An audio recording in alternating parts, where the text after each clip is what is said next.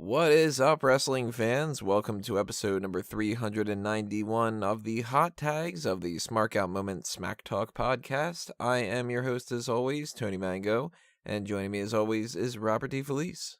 Yes, and we'd like to thank you all for tuning into this episode of the Weather Report brought to you by SmarkOutMoment.com. Yeah, I've done enough stuff over the past couple of days and weeks and whatever that, I referred to this as the weather earlier. So goes to show where my brain is at. And we have plenty of stuff happening this week because this week we have these hot tags. We've got the mailbag coming up on Wednesday. Then we've got NXT TakeOver 25 predictions. Then we've got NXT TakeOver 25 post show. So that's what you got to look forward to coming over the next couple of days, as well as the upload of 2001. So stay tuned for all those things. And of course, the first thing you should be doing right now, if you are on YouTube, is hitting that subscribe button and ringing that bell for notifications and stuff to be aware of when those things go up. And I also want to remind you to leave a comment below on all the things that we're talking about here. So those little plugs are out of the way. Let's get into a couple of these hot tags. I gotta be perfectly honest, a lot of kind of things when it comes to these hot tags this week. So you're not gonna get the super optimistic Tony Mango on this episode. Because these topics they're not doing much for me. I'm going to start off with this announcement of this new show, which is called Straight Up Steve Austin. This came out of nowhere. It is going on the not the WWE network, the USA network on August 12th. It's going to be 7 half-hour episodes, and the description of everything did nothing to hook me in. It's like, wouldn't it be interesting if Steve Austin interviewed a couple people, kind of like his podcast? And they already have revealed who the 7 people are. These celebrities are Becky Lynch, which is what they did that whole filming that they had a quote-unquote match or whatever. I'm sure that they're going to make that seem like it's a bigger deal than it actually is. A country singer named Trace Adkins. I've heard the name before, but I absolutely hate country music, so I could not pick him out of a crowd. But you know what? The name is enough that even I know the name, and I'm not country music at all. Yeah, so it's like, okay, well, wouldn't it be interesting if Steve Austin talked to this country singer? No. And it's like, all right, not going to watch that episode. There is the comedian and actor Rob Riggle. There's the comedian Gabriel Iglesias, an NFL quarterback named Baker Mayfield. We've got Soul Volcano from Impractical Jokers, which I've never seen, and a NASCAR, Dale Earnhardt Jr. So I know that guy. I don't care about NASCAR, don't like country music, I don't watch the NFL, I've never seen Impractical Jokers, I have no attachment to Rob Riggle, and Gabriel Iglesias has had a couple funny jokes in the past, but I don't really care to see that and stuff. And the Becky Lynch thing, I'm sure, is not going to amount to much. So I have no reason to see this episode, any of these episodes. And I can't imagine that this was the type of response that they would have wanted from people that, the Austin thing should apply to at least like the wrestling audience, and doesn't appeal to me. So I'm going to be honest. I didn't read much into the story outside of there was a show called Straight Up Steve Austin coming to USA. I assumed this was a reality show. And the fact that it's just basically his live podcast is surprising in that I don't know why USA would want this content. Mm-hmm. It's bizarre, but maybe this is their way of branching out. I'm sure the episodes will be fun. One thing I've learned about Steve Austin is for a guy who was on top of the wrestling industry, he's very down to earth. And I'm sure that'll come through in these interviews. However, outside of Gabriel Iglesias and Becky Lynch, I personally have zero interest in any of these people. So I can't say I'll be tuning into every episode. I kind of look at it this way. Austin is supposed to be the thing that hooks me in as a wrestling fan, and I was a big fan of Austin back in the day, but I still don't care enough to even listen to his podcast because it's just one more thing to watch, one more thing to listen to, whatever. And unless there's some kind of an interesting hook to it, what's it in there for me, And if it's like, well, it's a NASCAR guy, I don't like NASCAR. So for all I know, Dale Earnhardt Jr. could be like the best interview in the world and the nicest guy in the world. Don't know. Don't care, I will say this, before my whole world became doing this for a living, I used to listen to the Steve Austin show, and again, I'm very surprised at just how much of a fan he still is, and he genuinely comes across as a nice guy, which is something that I wouldn't think of when I think of Stone Cold Steve Austin. But yeah, this isn't doing it for me. However, since we're on the topic of Becky Lynch, I want to ask you about her new finisher, the Manhandle Slam. I actually didn't even see it. It looks like a rock bottom, but without the putting the arm over your shoulder. So it's like a weak basically a Uranagi? Uranagi. Yeah. That's what I saw it as. What do you think about this? That sounds just in general, really stupid. The idea that they're giving Becky Lynch a standard straight up move because for whatever reason your top star cannot be a submission guy or girl. No, submission man. Yeah, submission man. Maybe a decent idea if it's a good finisher, but it doesn't sound like it is. I mean, we got used to the Brian running knee and stuff. I just don't understand why. I didn't. It's like you can't just let Brett do the sharpshooter, you know what I mean? I like it when somebody has a submission and a pinfall finisher. Like, Brett never really had a pin finisher, and sometimes that made it a little bit difficult for him to beat people like Yokozuna and stuff, but at the same time, that kind of made it a little fun, not knowing, like, how he could do that.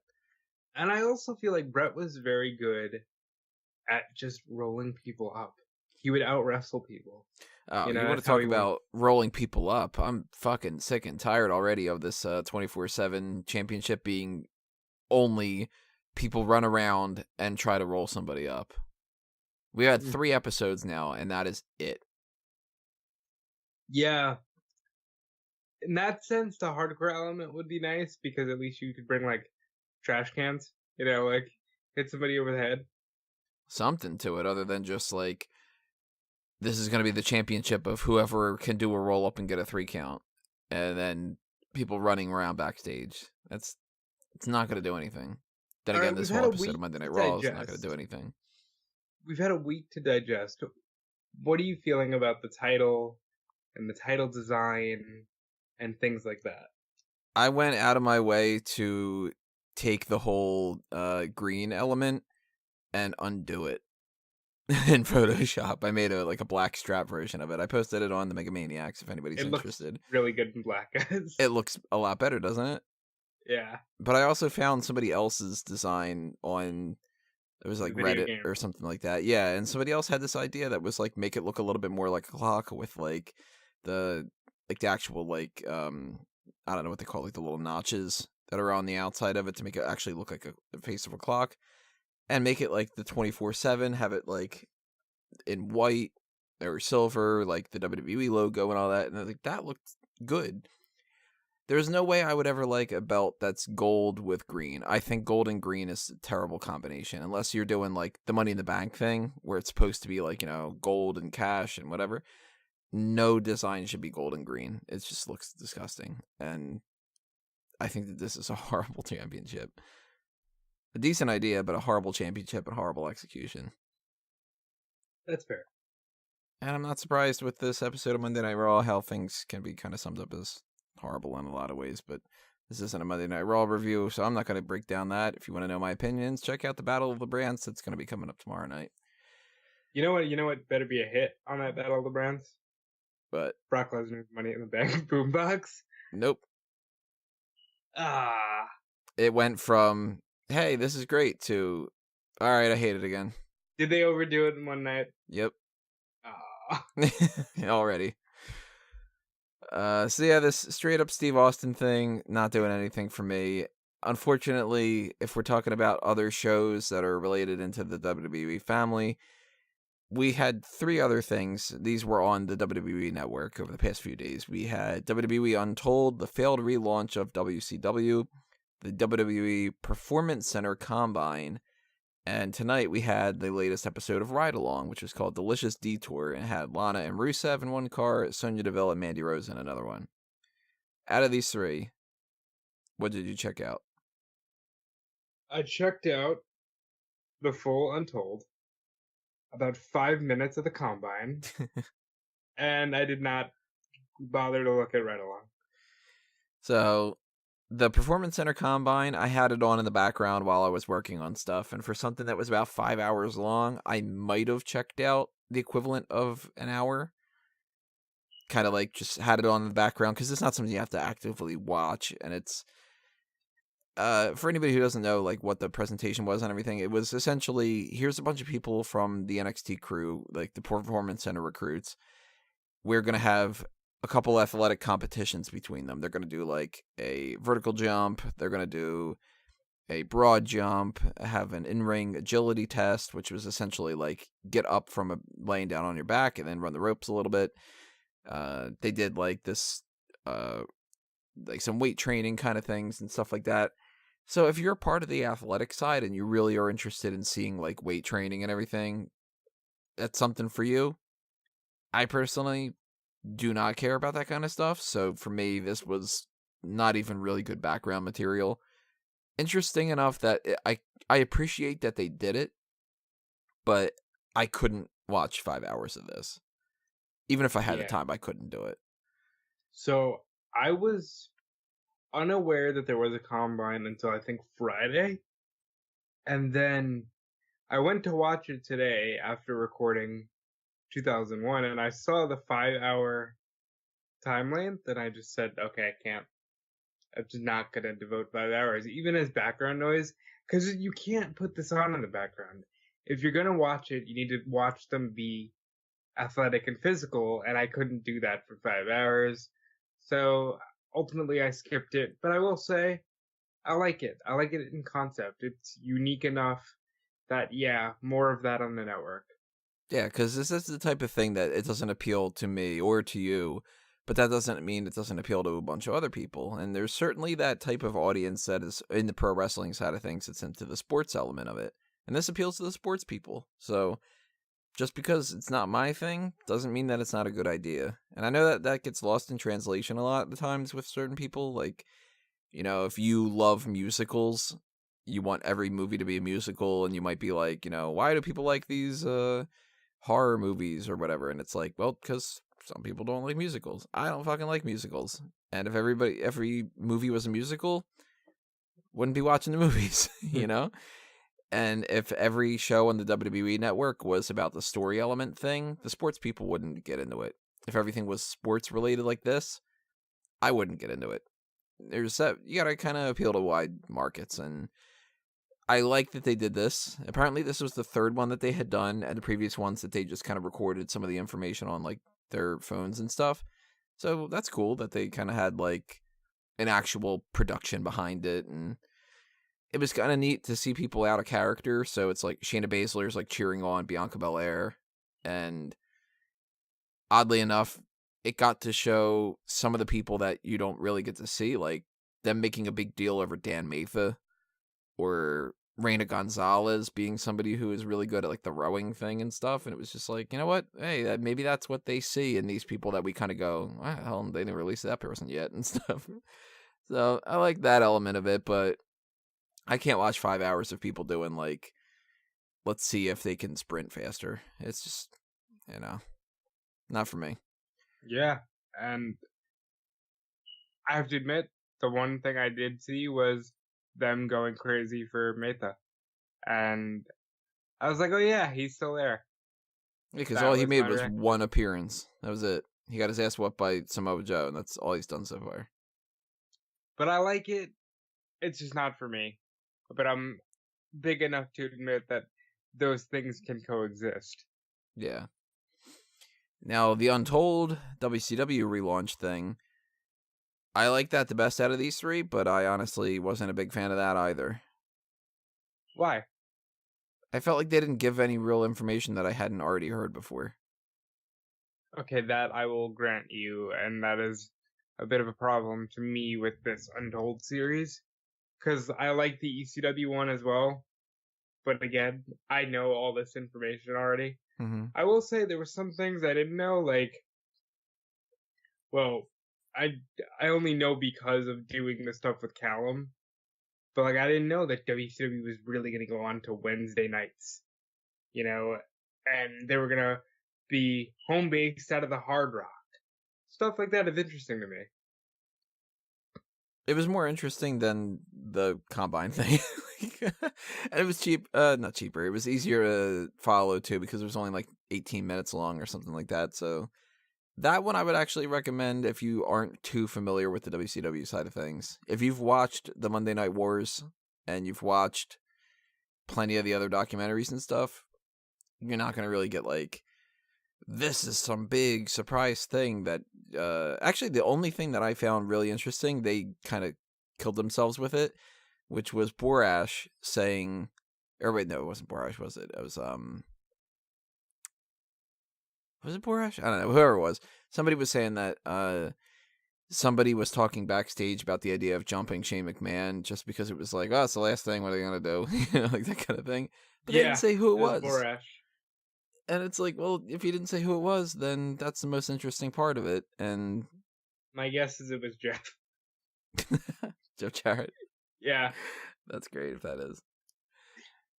Unfortunately, I have to say the worst thing out of all this, even knowing about the whole Performance Center Combine thing, the worst thing was Ride Along. That was, as I said before, delicious Detour. And this was pretty much entirely an advertisement for KFC. Lana and Rusev go to KFC. Sonya and Mandy go to KFC. And they talk for almost the entire episode about how great the Cinnabons are and how great the chicken is. And they do the whole KFC is the best, KFC #1, and like all this other kind of stuff like that. And they are just, I mean, I think that there might have been 4 or 5 times on the episode where they had Mandy Rose say something like, these Cinnabons are so ooey gooey and delicious. And it's like, is that the line that you gave her that you really wanted to make sure that she said? It was the worst episode of Ride Along because I felt like I didn't watch Ride Along. I felt like I watched one of those insert commercials that they put on there, like when The Miz was advertising The Secret Life of Pets 2. Like, this felt like that. And they even showed a clip of when they had filmed one of those things with Ric Flair being the Colonel. And I'm like, this is the stupidest episode. So please don't watch this. Please don't waste your time on this. It's literally just like KFC must have paid for this. How do you feel about KFC? Not all that great. I used to really like them as a child, not crazy anymore. To be clear, I'm not crazy about fast food in general anymore. Like, I'm well beyond that. I'd much rather eat a home-cooked meal. It depends on the fast food for me. Like, as bad as Taco Bell is for, like, your stomach and everything, I could still fuck up some Taco Bell, you know? If I'm going to get a fast food chain, Taco Bell is my choice. 2 chicken quesadillas and 2 soft tacos with cheese. If it has to be a burger, I'm going to Wendy's. 100% Wendy's is better. There's no argument about it. Wendy's is so much better. For that, I mean, I haven't had Carl's Jr. or Hardee's because there's not one in my area. There's no In-N-Out in my area. But like, you like Five Guys? You have to have Five Guys. We have Five Guys, and I think it's overrated as hell. Really? Yeah, I do not get the Five Guys love. If I want something that's not like, you know, if I'm in the mood to get like, I gotta get like a fast food burger, I'll get Wendy's. But if I want something that's better than that, I'll go Red Robin. Yum. Yeah. That kind of, I mean, Chick-fil-A too, by the way. Chick-fil-A is fucking awesome. I don't like Chick-fil-A. Really? And being in the South, that's almost a sin. Yeah, I am not a big KFC guy, and the fact that KFC would be like, I don't know, doing like a big advertisement for this kind of thing, it was like, I wanted to watch Ride Along. I wanted to watch people do something more fun than like Sonya going, KFC's so great that I ate a lot of my chicken.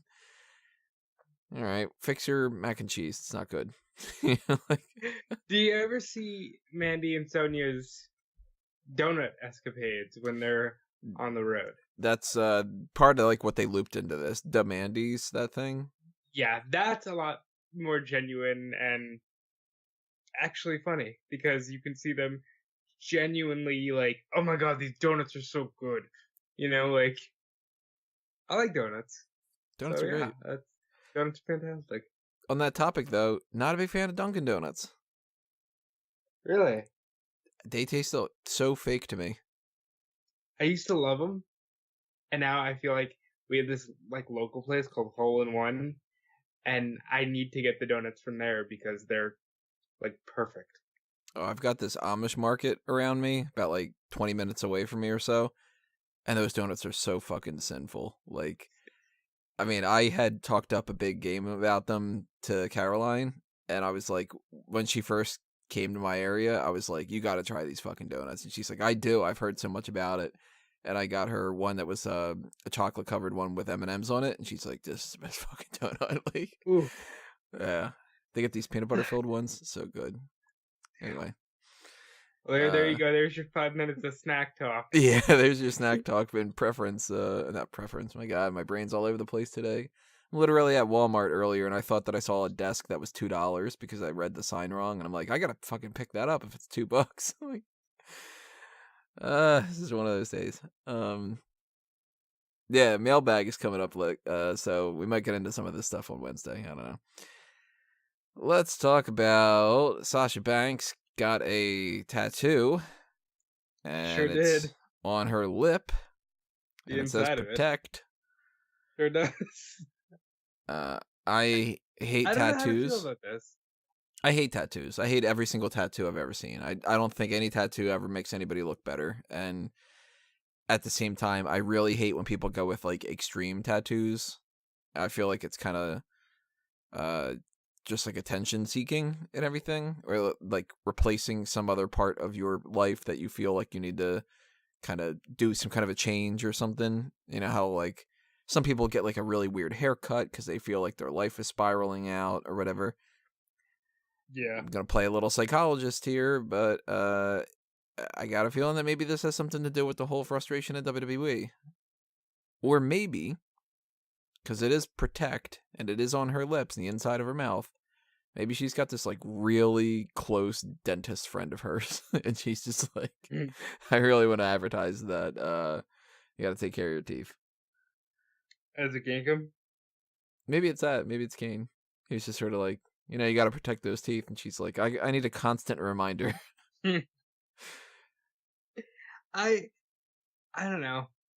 She's definitely going through a thing right now, and kudos to her for just staying active.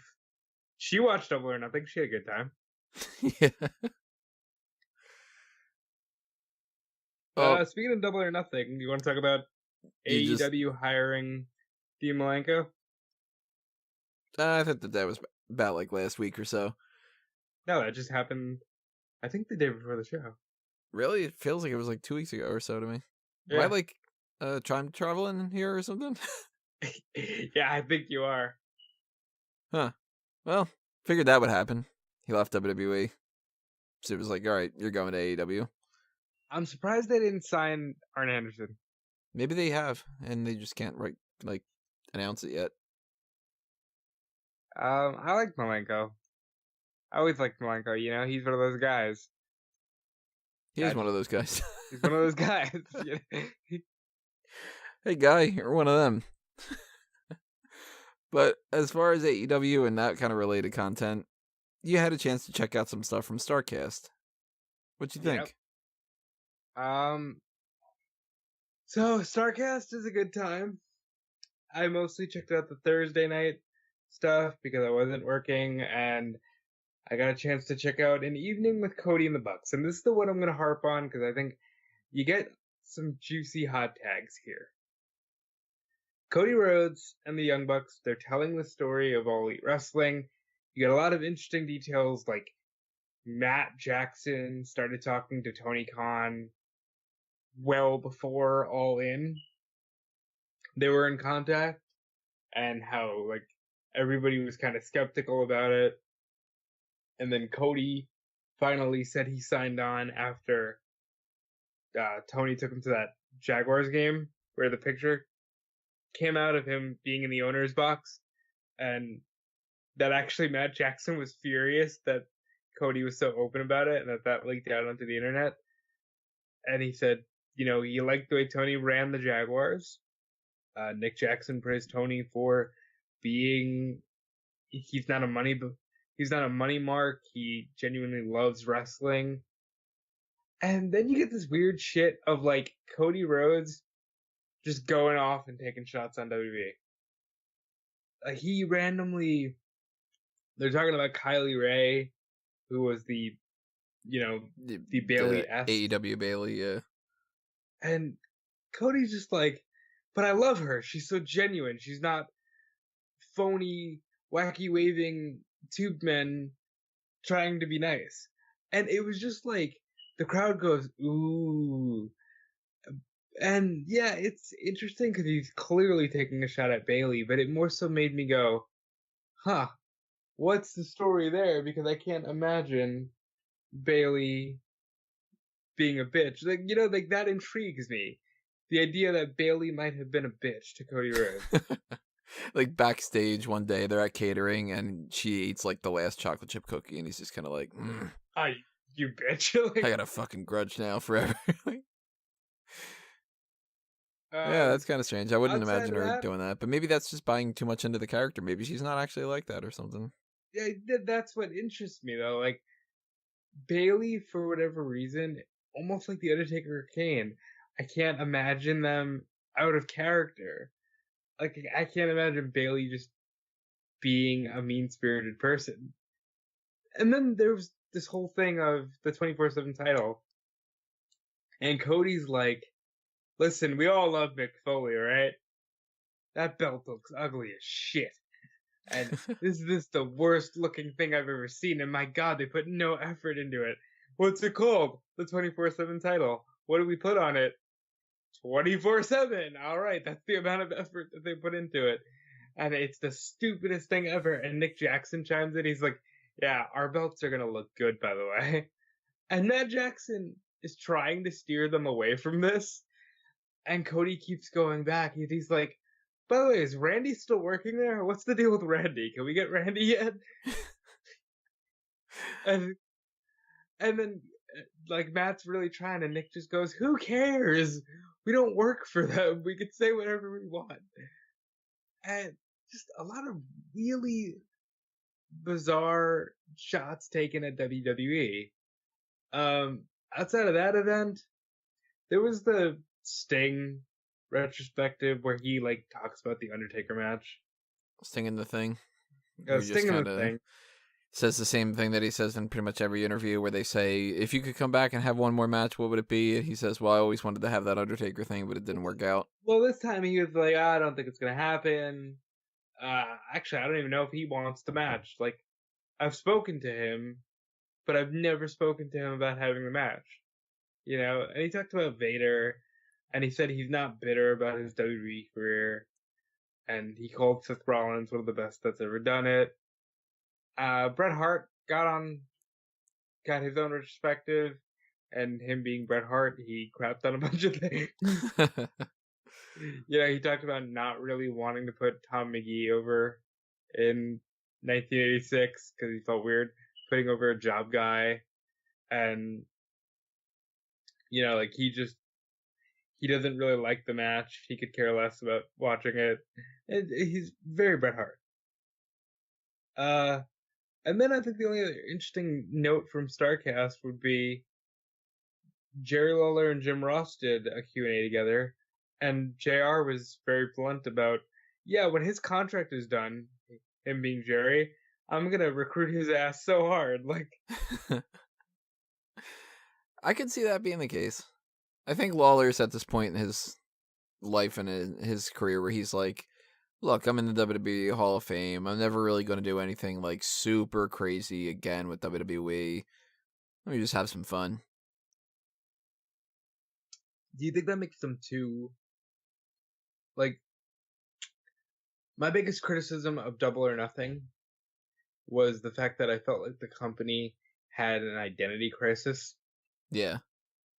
And I wonder if going for the commentary team of the Attitude Era would be directly conflicting their whole, we want to kill the Attitude Era. I would think that maybe they wouldn't have those two together. Like, I mean, it seems like, who was it? It was Excalibur, and who was the other guy? Alex Marvez. I could see that those two are, like, deadlocked. And then maybe it's kind of like, hey, why don't we bring in King every once in a while? Like, wouldn't that be kind of fun? Then I again, could we're see talking, like, down the line, you know? that. Is there any other big AEW news? Not quite AEW, but this is about the New Japan Pro Wrestling event that's coming up. Like, seems like Jon Moxley is going to be facing Juice Robinson. So good old Dean Ambrose versus CJ Parker. That's imagine that being a headlining kind of thing or so. Peyton in the Megamaniacs said, well, I never thought we'd find a way to make a major build for Dean Ambrose versus CJ Parker, Yeah, but here we are. There you go. Uh, And this is happening at what's the name of the thing? It's a Battle of what? so he's going to debut at the Best of the Super Juniors tournament finals, which is next Wednesday, June 5th. Now, I don't know if he's just going to come out and say, hey, Juice, I'm going to kick your ass at Dominion in Osaka, or if he's going to actually have the match there. But this is a cool get for New Japan. And all day I've been seeing a lot of posts about how, nobody talks about New Japan anymore and nobody talks about Ring of Honor anymore because it's all about AEW. And this is a sign of, like, well, Ambrose is there, Moxley's there, Jericho's going to go back on the 9th. Maybe AEW isn't, taking all the steam away from New Japan. New Japan still got some heavy hitters. Do you think that this is an attempt for New Japan to be like, well, we've been working with Ring of Honor and we know that AEW is going to be the next big thing, so let's get into AEW as quickly as possible so that way when Ring of Honor gets taken out by AEW, that we've already got a built-in partnership? So they're being very transparent about this deal was put separately from AEW. Jericho's deal was separate from AEW. We wish them the best, but we're not in a working relationship with them at this time. I think it's only a matter of time. However, there is that awkward thing about Nick Jackson basically saying that New Japan didn't value the Young Bucks. Oh, he said that? Yeah. Well, that's not good Uh, for, like, company relationships. yeah, well, I think he was just frustrated because he wanted more from New Japan because they liked what they were doing, But it all worked out for the best because now we have AEW, and I genuinely think it's gonna be a better time in America for wrestling fans. At the very least, competition's good. Doesn't seem like it's had much of an effect, at least on one episode of WWE programming, but who's to say that in 5 months we're not in a whole nother, not technically Monday Night Wars, because it's not going to be both things on Monday night, but, another wrestling war. And I look forward to it. I just don't look forward to all the fucking work. That's true, too. But I am trying, everybody. I'm trying to get more New Japan, more AEW, all that stuff in the mix, because I know that people are interested in that. So we'll see how that works. And that's why your main hot tag is that, instead of something like WWE announces that the United States title is doing exactly what you thought that it was going to be. Wait 2 weeks for that, that kind of a thing. But those are the hot tags that I've got. That's all I got working with. Anything you think that we should touch on that I haven't mentioned? I'm gonna do a once over real quick just to check the news. You want the weather report? Do I think we need the weather. What's it like? Is it cloudy with a chance of meatballs? You know, that's actually not a bad movie. Made me want Yeah. spaghetti really bad. If you watch What Cloudy with a Chance of Meatballs too, they've got these great like puns of like shrimp pansies and there's a leak in the boat. It's an actual leak. All right, let's talk about Joey Ryan reportedly turning down an offer from All Elite Wrestling. This is coming from SoCal Uncensored, who reports. Whoops, hold on. I clicked the wrong story. That he would have turned it down from AEW, like they actually offered him like a full on contract thing. Because there's been a lot of rumors lately that he might go to WWE. So this Thursday is when he reveals what he's doing at his bar wrestling show. Now, this report suggests he was offered a contract with AEW and that he turned them down. I'm genuinely surprised and I don't buy it. If he's if he's announcing what his decision is at something that's not related to WWE, he's not going to WWE. Yeah, that's true. He's not, like, WWE wouldn't want him to be like, I'm going to announce that I'm going to NXT on my show. No, they would put that up on WWE.com. So he's either going to AEW, he's going to Ring of Honor, he's going to New Japan, or he's going to be like, no, I'm starting my own promotion, or I'm like, you know. Well, like, bar wrestling is his promotion, where he's announcing what he's going to be doing full time. No, maybe it's just going to be that. No, I highly doubt it. I think he's going to AEW. I think it's just a red herring. Maybe it's like you turned down the offer and we gave you a new one and I accepted that one. Could be. Maybe they just got to shake dicks. I guess we'll see. That's what, Thursday you said? That is Thursday, so we'll know more about that next week's hot tags. And then there's AJ Styles being injured. Is that a work? Is that real? I don't buy it. Fair enough. I think that they wanted to have him against Baron Corbin at Super Showdown, and that they decided that either he didn't want to go to Saudi Arabia, or they did something where it was like, hey, he's a little banged up, so let's pretend he's more banged up, and let's give him some time off, or something along those lines. And I think that we're going to get Baron Corbin losing to Seth Rollins, and then that episode of Raw right afterward, you're going to get AJ Styles attacking him, and then Styles versus Corbin at Stomping Grounds. I'm not excited for that.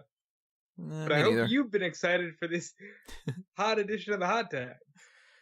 It's lukewarm at best. You know, it's reheated in the sense of you cooked it in the microwave to begin with. But that's what you get some weeks. You get some weeks of like, oh, that episode kind of sucked and that thing wasn't the best thing to be super excited about. But we have plenty of other things that are coming your way. And as I mentioned at the beginning of the show, we've got the mailbag, so we're going to be answering your questions that you had submitted. We've got TakeOver, and I'm very excited to talk about some TakeOver stuff, so that'll be happening on Thursday.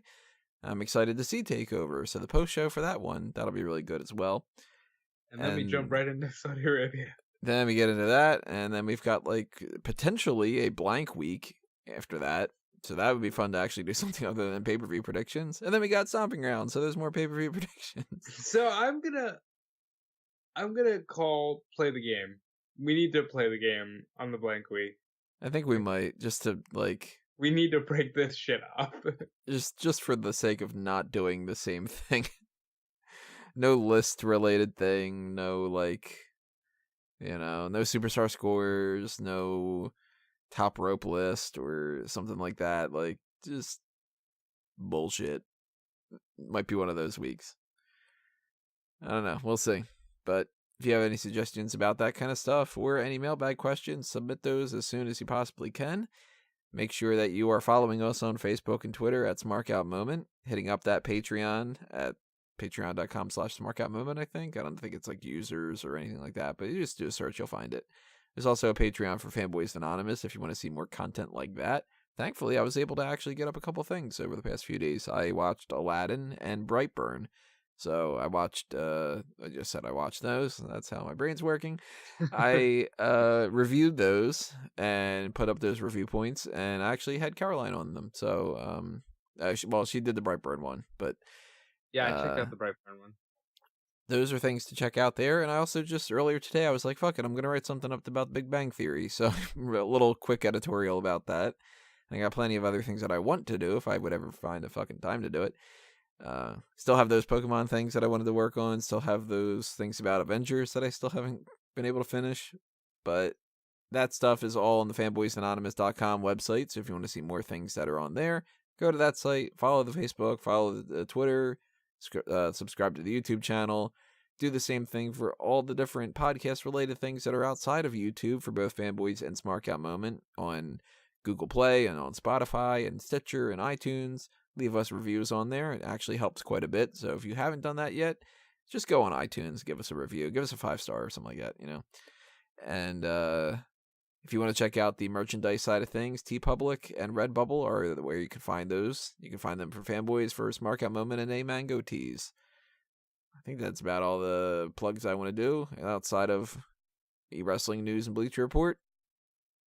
And those are those things. Right. So on my end of things, you can follow me on Twitter and Instagram at DudeFelice. You can check out my interview with Davey Boy Smith Jr. on the Smark Out Moment YouTube channel. It's been pretty well received, so I appreciate that. You can check out TimekillerApparel.com, which I would love to do more with, and I'm really racking my brain to try to do more with that. And I always feel like I'm missing something. Oh, 2001 Wrestling Odyssey. Just recorded that today, earlier this morning, with one Callum Wiggins, and look for that in the coming weeks.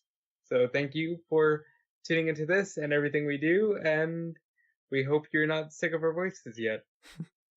So you recorded it with one Callum Wiggins, not two of them? Yeah, with only one. The second one was a little busy. Alrighty, everybody. That's it for 391. Thank you for listening to the hot tags. Thank you for your comments. Unless you are complaining about something, in which case, don't complain. And thank you for everything else. All those likes, all those follows, all the support, and all that. It's all greatly appreciated. And so are you. This has Thank been you another for being a friend. Yeah, thank you for being a friend. Isn't that like some I don't know, like Golden Girls or something like that? That's the Golden Girls, yep. Yeah, look at that. I got it. I'm actually like really happy I got that. That's really sad. Alrighty, everybody. I'm peacing out here. This has been another Smart Out Moment, and we are being counted out.